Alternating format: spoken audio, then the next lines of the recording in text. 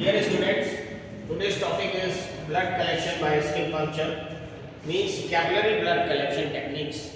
हम लोग आज कैपिलरी ब्लड कलेक्शन टेक्निक सीखेंगे. First of all, what is capillary puncture? Capillary puncture क्या होता है? A skin puncture technique used to collect small volumes of capillary blood from the dermal layer of the skin, primarily from fingertips in adults and the heel in infants.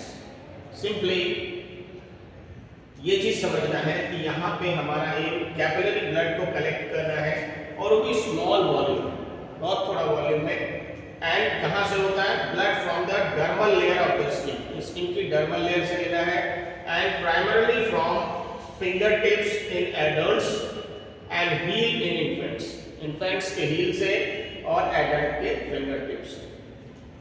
Also known as dermal puncture. इसको dermal puncture भी कहते हैं.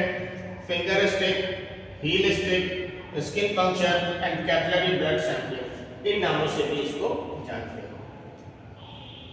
When to use capillary puncture? कब हमें capillary puncture use करना चाहिए?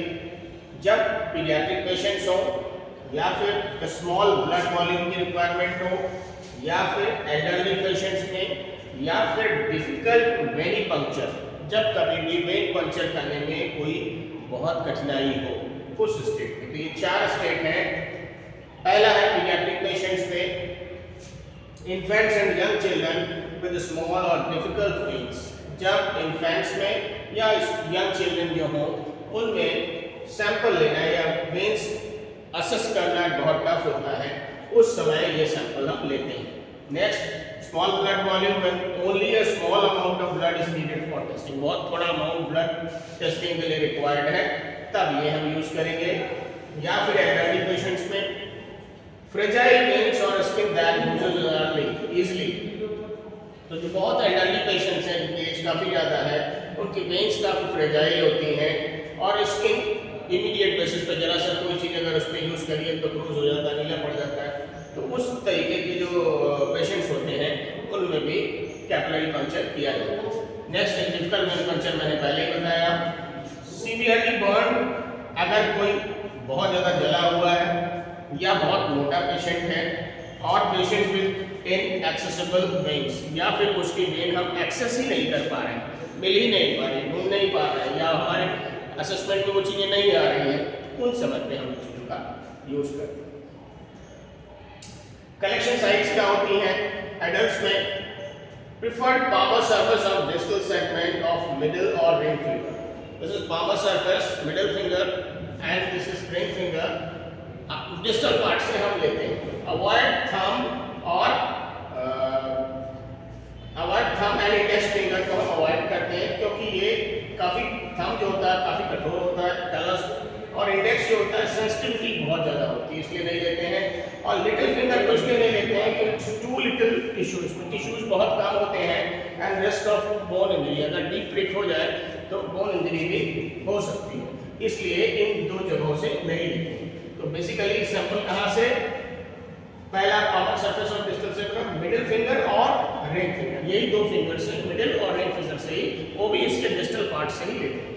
Next, infants में preferred medial और lateral contour surface of heel, जो हील होता है उसके मीडियल या लेटरल सरफेस से, लेटरल मींस बाहर की तरफ, मीडियल मींस अंदर की तरफ. Never posterior curvature of heel, posterior curvature पीछे की तरफ से नहीं लेंगे, risk of bone injury, bone injury हो सकती है. Note, heel stick only if infants less than 1 year old.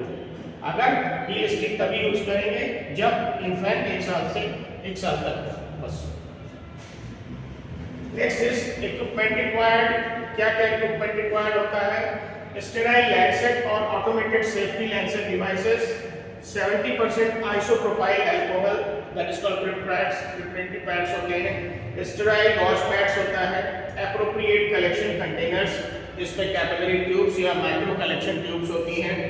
Gloves, इसको non latex if patient has latex allergy. Next, bandage और adhesive strips, sharp disposal containers and labelling materials. तो ये सारी चीजें आप तैयार करके रखेंगे.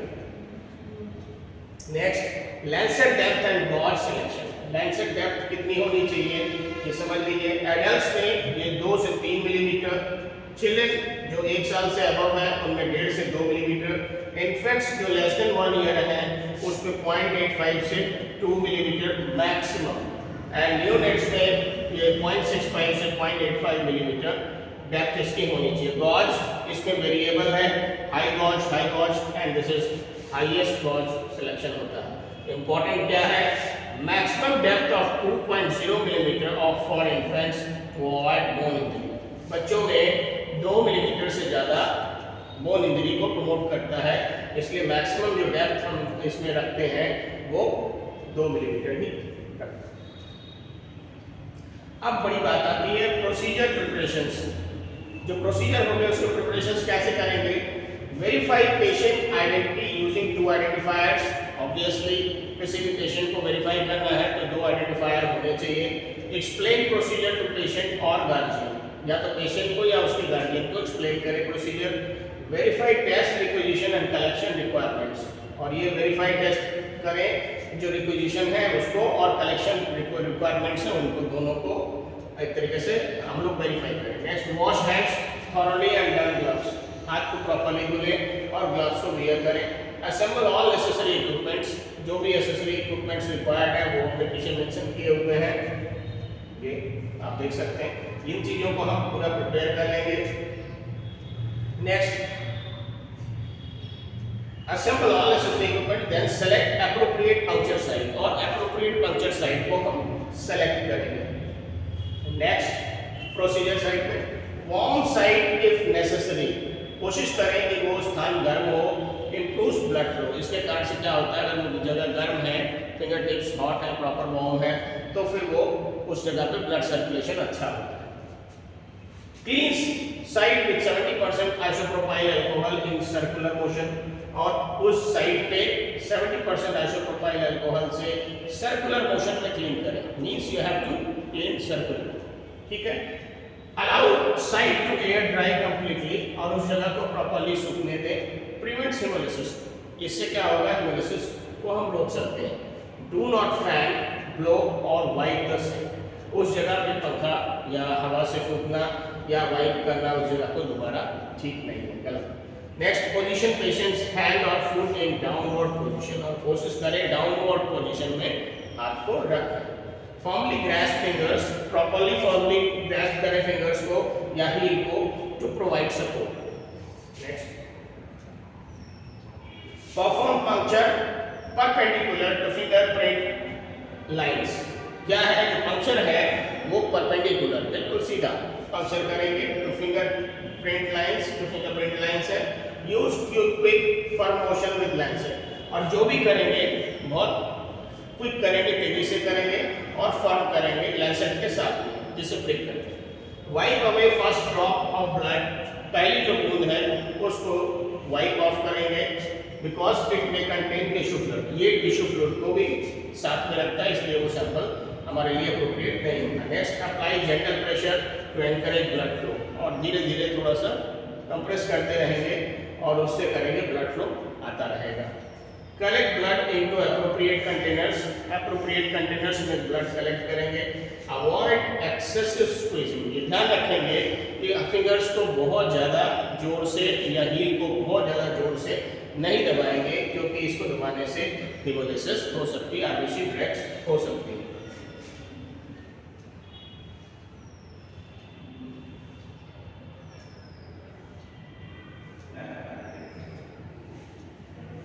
Next is order of draw for capillary collection. पहले पीडीटीए ट्यूब्स या ब्लड टेस्ट में if applicable other additive tubes must be filled before clotting and serum tubes without additives. तो ये तीनों तरीके से कैसे लेना है, generally EDTA, other additive drugs और साथ में सीरम ट्यूब्स, जिसके साथ जो चीजें मेंशन होंगी वो चीजें अप्रोप्रिएट फॉलो की जाएंगी। Different from venipuncture order, blood floss faster in capillary samples. Capillary sample का जो ब्लड है वो जल्दी से क्लॉट करता है, इसलिए जो कुछ भी करना है बहुत तेज काम करना है।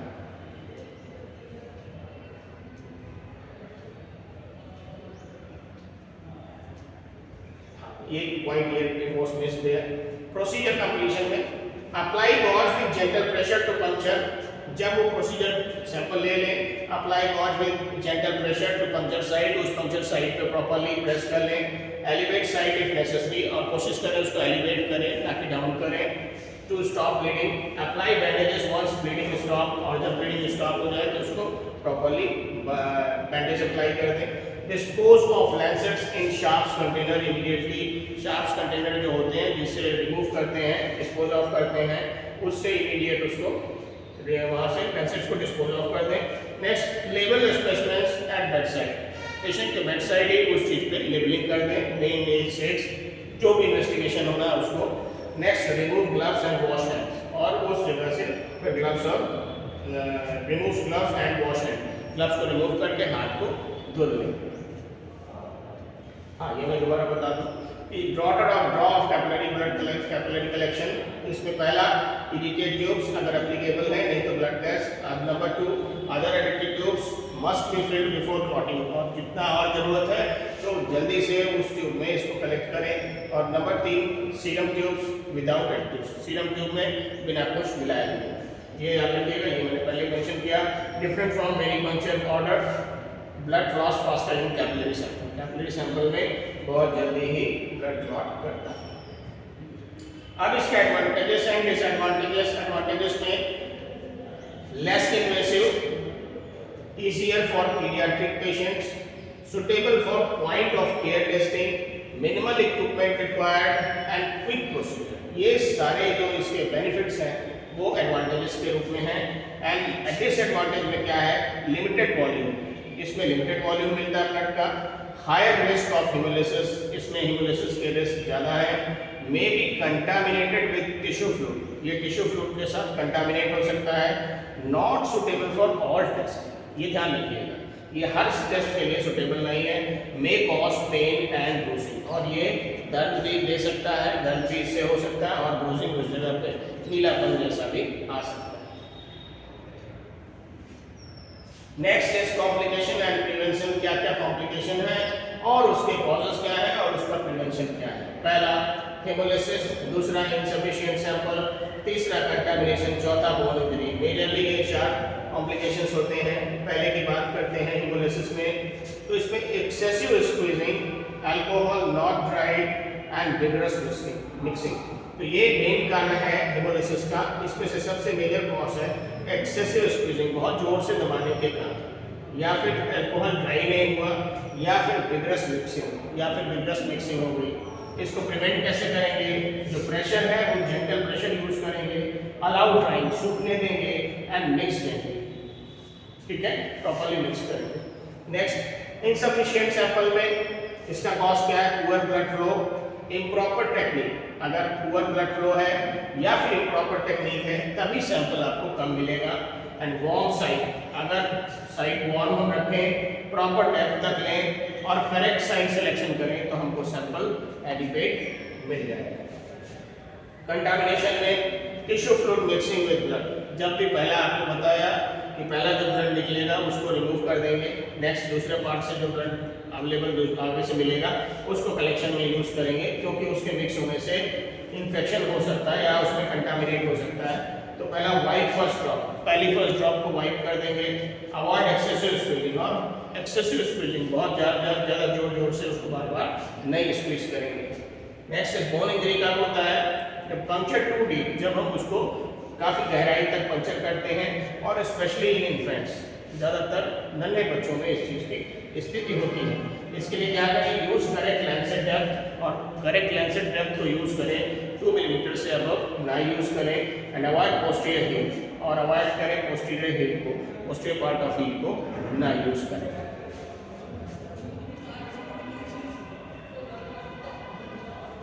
Next, safety and quality assurance में standard precautions, patient safety, sample quality, documentation and infection control, ये स्पेसिफिकली क्वालिटी एश्योरेंस के लिए नीडेड है।